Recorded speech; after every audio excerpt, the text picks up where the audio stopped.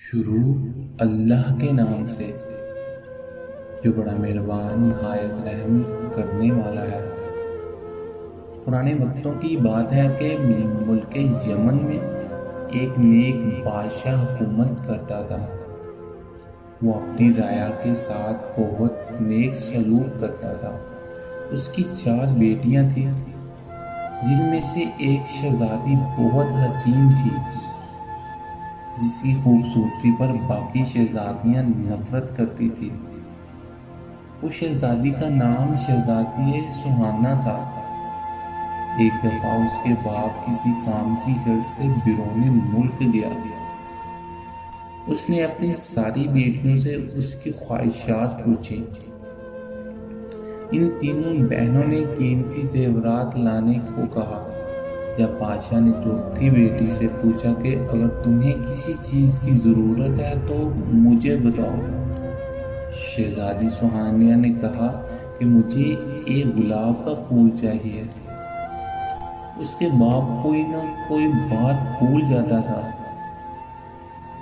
اس لیے صرف شہزادی کو پھول لانا بس یاد رہا، باقی چیزیں وہ بھول چکا تھا۔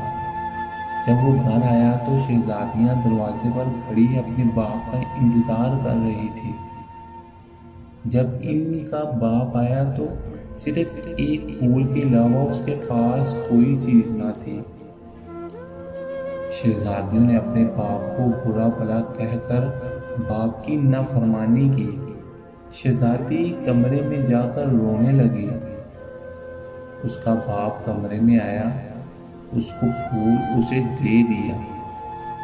بادشاہ نے کہا، دنیا میں سب سے زیادہ قیمتی چیز والدین کی خدمت ہے۔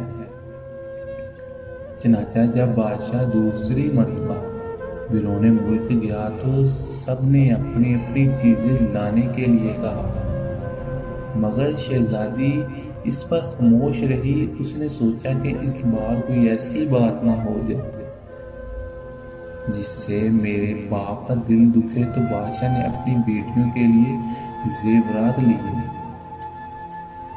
راستے میں ایک جنگل تھا۔ بادشاہ اس جنگل سے گزر رہا تھا۔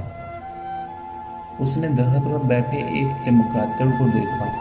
وہ چمگادڑ اصل میں ایک خوفناک جن تھا۔ اس نے بادشاہ کو قید کر لیا۔ ایک شہزادہ یہ سارا منظر دیکھ رہا تھا۔ اس نے اپنی تیز دھار تلوار نکالی اور چمگادڑ کی گردن پر دے ماری۔ چمگادڑ اسی وقت مر گیا۔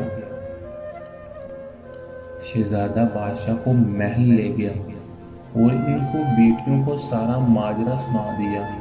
شہزادیاں اپنے باپ کے پاس آئیں اور اپنے باپ سے نافرمانی پر معافی مانگی۔ بادشاہ نے اس وقت اپنی ساری بیٹیوں میں سے شہزادی پر فخر محسوس کیا اور اپنی ساری بیٹیوں کو گلے لگا لیا۔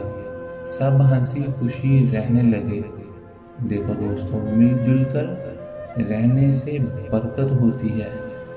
ہمیں بھی چاہیے کہ ہم شہزادی کی طرح اپنے والدین کی خدمت کریں اور ایسی باتیں زبان پر نہ لائیں جس سے والدین کا دل دکھے۔